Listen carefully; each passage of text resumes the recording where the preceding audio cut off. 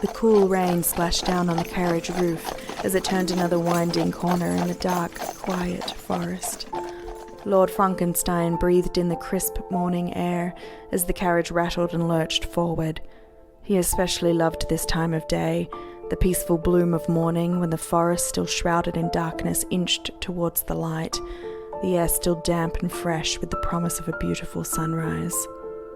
The horse hooves patted a quiet, steady beat that drummed in his head, keeping time with the beat of his heart. He had just one thought on his mind. Anne-Marie. Fair Anne-Marie. Lord Frankenstein's heart fluttered, and emotion welled in his chest at the thought of what he was about to do.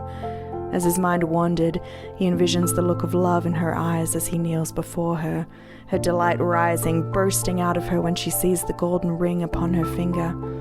He would then sweep her up into his arms, cradle her fair porcelain face between his hands, and whisper, "Forever, my love, Anne-Marie."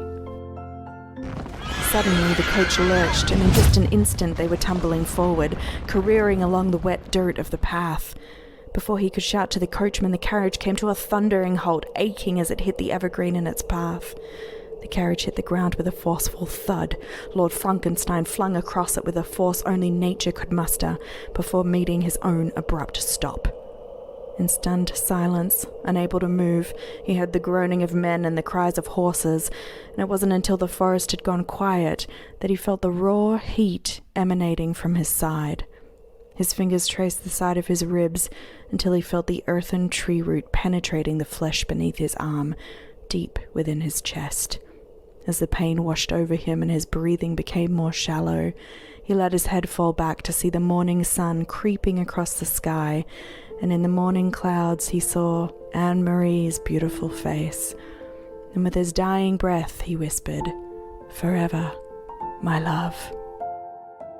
Anne-Marie watched as the day wore on, waiting patiently by her window. But as stars began to poke through the inky sky, something undeniable stirred within her, a deep, restless dread. Bile rose in her mouth, quickly turning sour and bitter as she pushed it down, swallow by swallow. "Forever, my love, Lord Frankenstein," she whispered, waiting desperately for the lights of the carriage to fade into view. Time slowed to almost a stop. Days passed before the news finally came. And as they told her, Anne-Marie's eyes were vacant, and without blinking, silent tears slid down her pale cheeks. When the servants had closed the door behind them, she let out a harrowing scream, making them freeze in their place. She clutched her hands to her chest, pain ripping through her heart, bidding it not to break. But then, what was life without him? She would never know, she decided, as she slipped into the silence of the afterlife, and her essence was picked up on the delicate wings of the wind. She would search for him in the long darkness of life after death, for however long it took for her to find him. "Forever, my love, you'll be."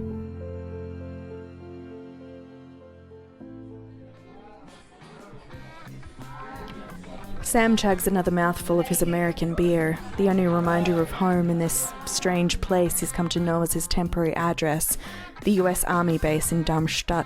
Thoughts of his homeland cloud his mind as he aches to return to what's familiar. But his country needs him. He was never supposed to stay this long. 6 months, he'd been told. "You'll be home just in time to ring in 1978 with your love," they'd said. Before leaving for Germany, he'd made all the necessary arrangements and reserved a table at La Françoise, the city's fanciest restaurant. The ring he had found at a local jeweler in Darmstadt the first week of his deployment. It had never left his pocket since, living close to his heart with her photograph. But all that felt like a lifetime ago. Now, it is October, and the New Year's Eve he was supposed to celebrate with a proposal has long come and gone. He still has no news about returning home. Sam takes another swig of his beer as he watches the festivities around him. His fellow soldiers loudly enjoy the all-American holiday, All Hallows' Eve. And, despite himself, he smiles. He thumbs the crumpled photograph in his pocket. Georgina, his beautiful Georgie. It's hard to celebrate when she's so far from him. He'd promised himself he'd have fun tonight, though, to help ease this hurting heart, a sweet moment's reprieve from longing for her and the knowledge of obstacles that stand in the path of their reunion. But tonight is a night for celebration. Halloween.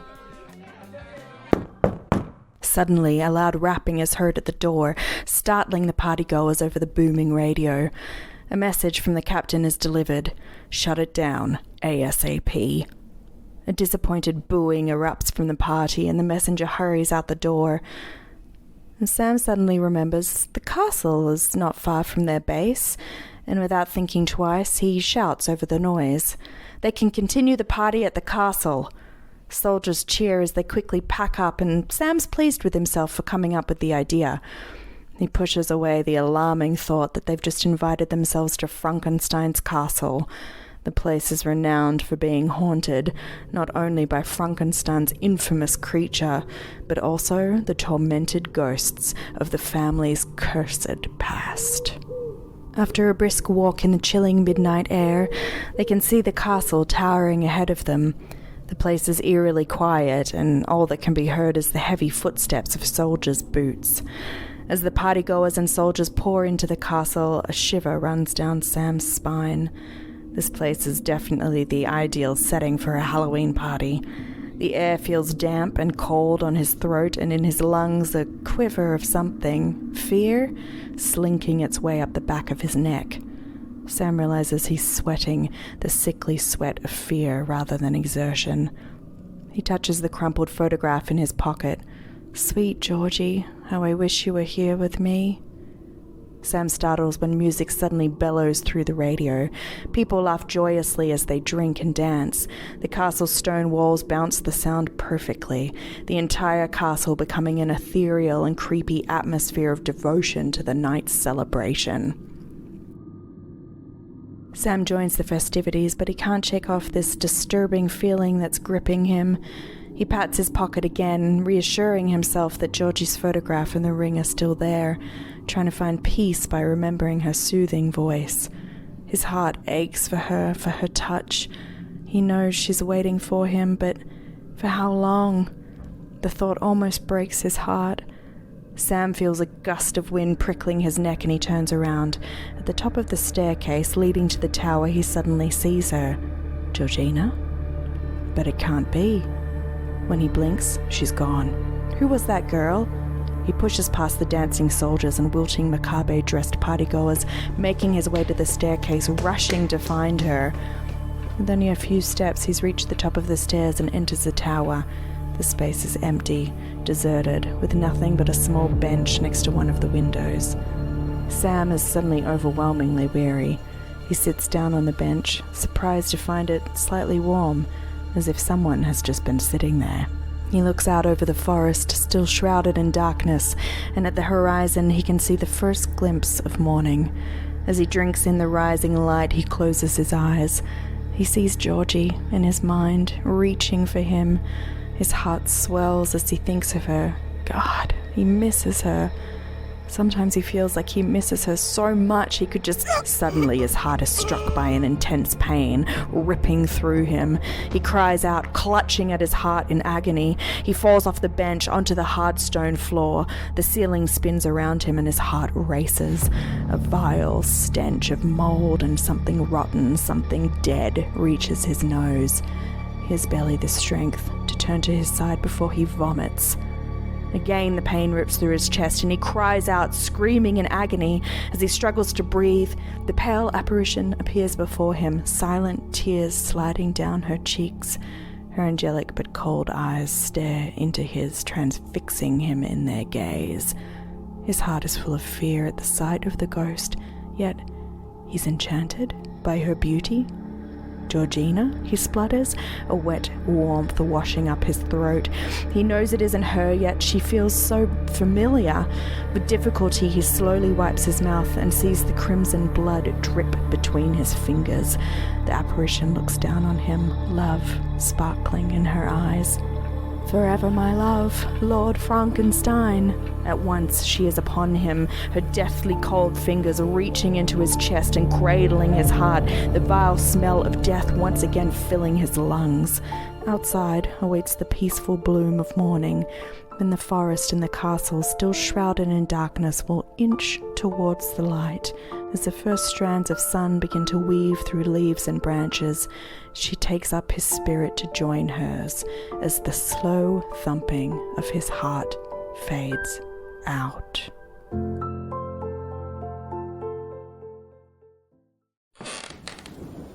From the Ghost Next Door podcast. Should we take that again? Yes.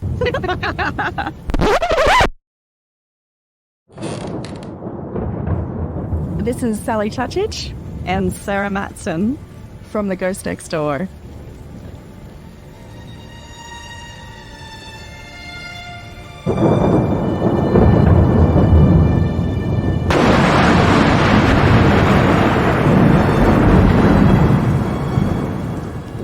You just heard the story of the German Frau of Frankenstein castle. She is said to have died from a broken heart when she learned her fiancé-to-be had passed away in a terrible carriage accident. She is now haunting the very famous Frankenstein castle, searching the afterlife for her true love. We would like to welcome Dr. Andreas Westib, a German cardiologist and co-founder of Symphony of Health in Canada. Thank you for joining us, Dr. Westib. Thank you. It's interesting that Germany seems to have quite a few of these ghost stories of women dying from heartbreak and haunting various places. Any idea why this is? I think Germany has a long history of people dying, period. It's an old country, I guess, and the older countries are, the more myths are around, and usually buildings are older, and they come with, fantasies of things that happened in the past, and maybe documentation over the history is not so great. There's no video, there's no podcast, so they rely on many other things written down or just stories that were told. So that's number one, and I think that's true for every other old country, I think. Think of, Transylvania or so, or, those old mid-European countries. But I wasn't aware of that until we got in contact, you and me, that is a thing. Ghost stories are so clear, but that it's about women dying of broken heart in the old country, I wasn't aware of that. Fascinating. Yeah. And you, as a cardiologist, what is the truth about the possibility of dying from a broken heart like this lady did in the ghost story? Yeah, it's interesting. So I guess quite a few years ago now, we started to notice that there are patients that come relatively acutely to the hospital, usually, with a clinical picture that is very similar to a heart attack. So, patients have chest pain, they have shortness of breath, they may have significant arrhythmias, have fainted, or even sudden cardiac arrest. And so they would be brought to, usually they call 911 because they do feel very ill at home suddenly, and they think, oh man, everything feels and looks like a heart attack, I better call 911 if they can still.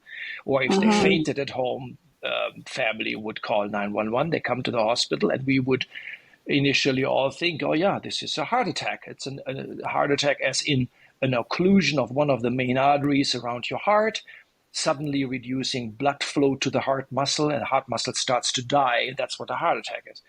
And then, over the last 10, 20 years or so, the usual approach to those issues is a coronary angiogram pretty early on, in fact, within an hour or two of the presentation. And we started to notice that the arteries around the heart actually look pretty good. So there was not an occlusion as we usually see it. So what is going on? That's where we started to recognize, there's something else here. And after a while, I guess we also noticed that there was a very typical pattern of how the heart muscle was pumping in those patients that presented with this heart attack picture with a relatively normal coronary angiogram. but a weird pattern of how the heart was moving, pumping. And so there's something else that's causing this. And then it developed over time to initially, the name for this presentation was actually Takotsubo. I don't know if you have heard that before, or if with your research of broken heart syndrome, what that means. Takotsubo is I think Japanese word for an octopus trap, which used to be in the old days made of clay, and it has a certain shape, and that trap, it's called Takotsubo, and that shape resembles what we see on an ultrasound of the heart when they present with this broken heart syndrome. And so it was called Takotsubo syndrome.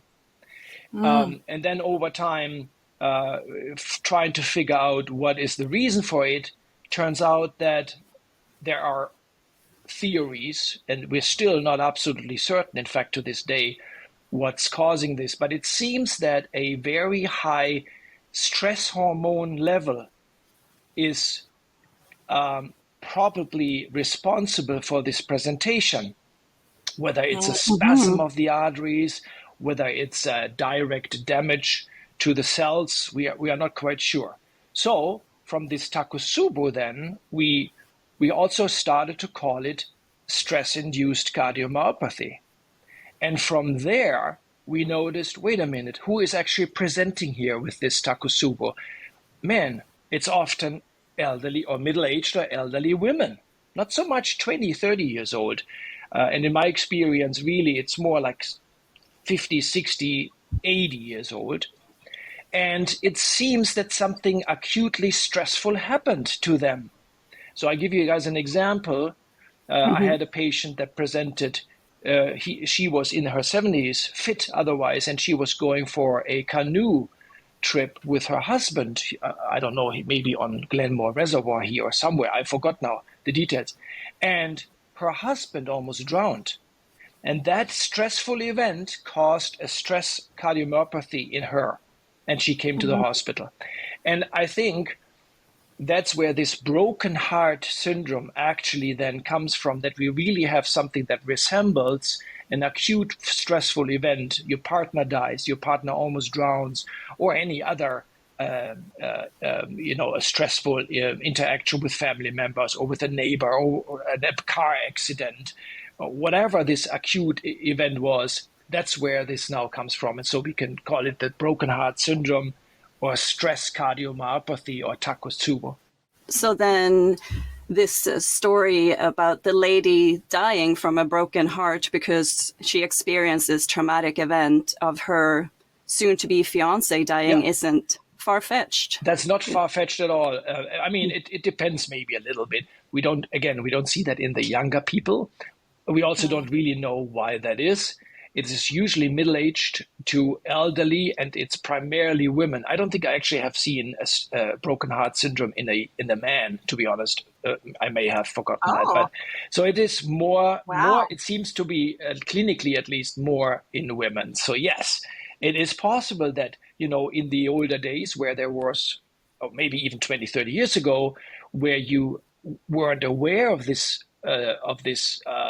entity, that people died suddenly or within a few days of presentation, and people thought, that's a heart attack, but in fact it was a broken heart syndrome. That's absolutely possible.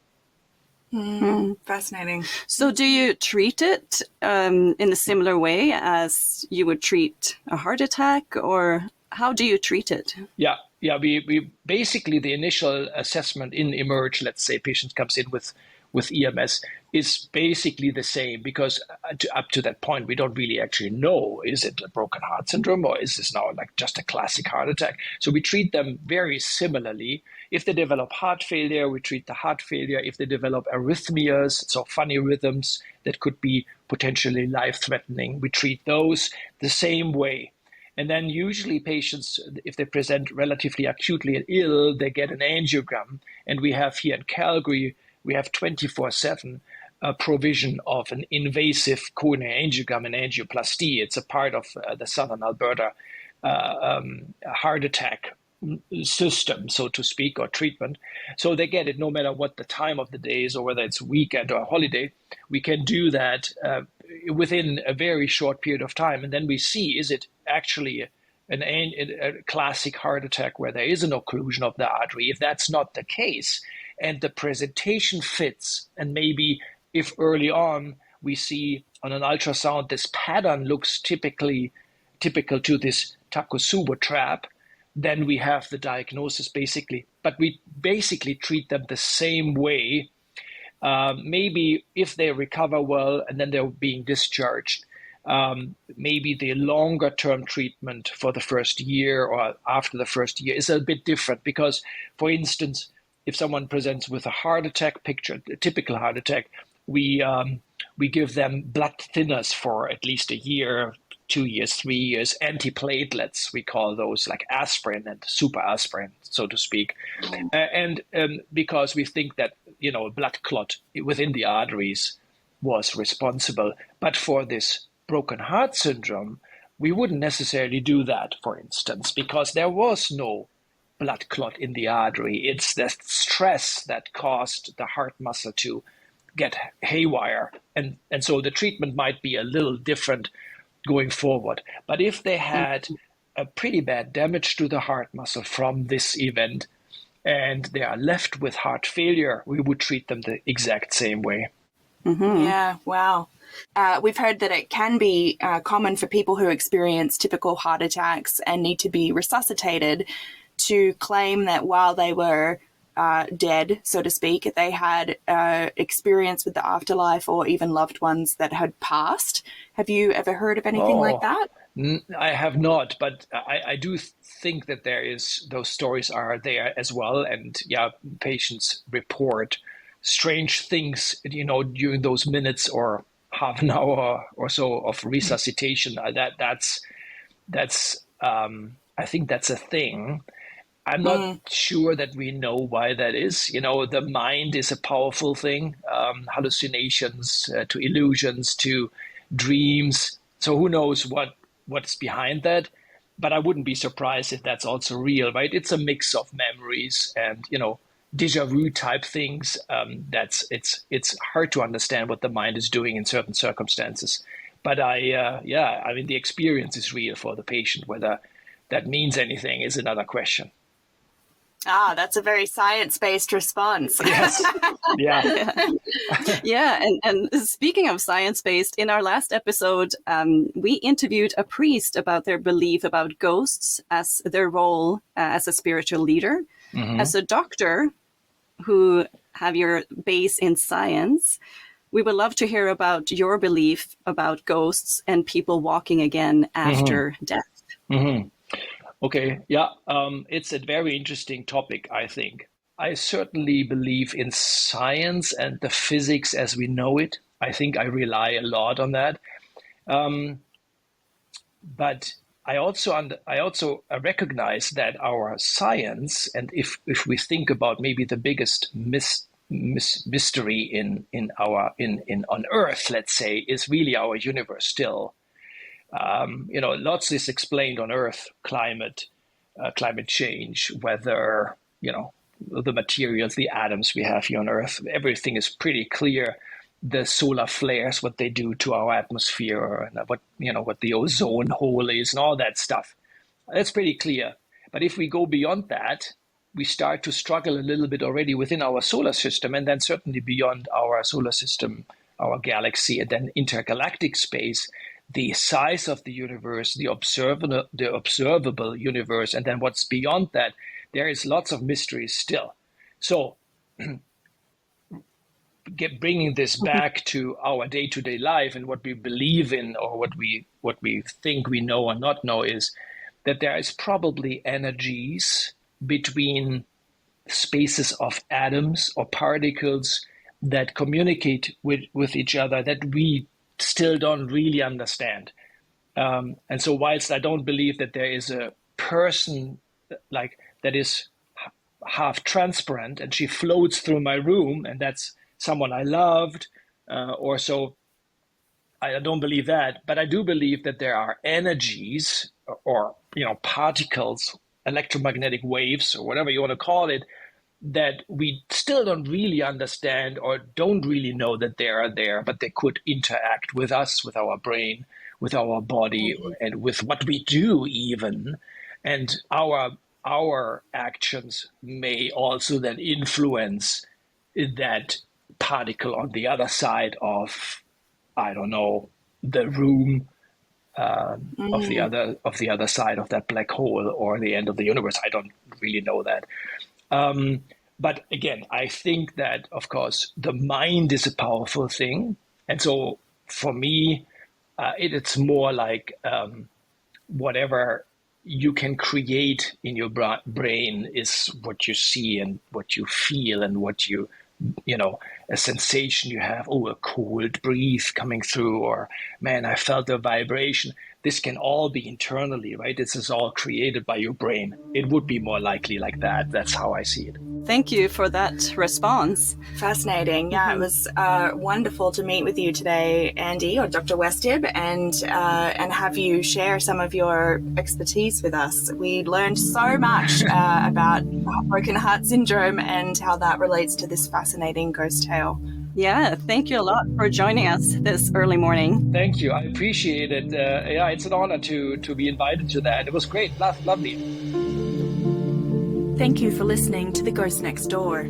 This was episode 3 of season 1, The German Frau of Frankenstein Castle, performed by Sally Čačič. This story is a creative reimagining inspired by the hauntings at Frankenstein Castle, written by Sally Čačič and Sara Mattsson. This episode features an interview with Dr. Andreas Westib, a specialist in cardiology.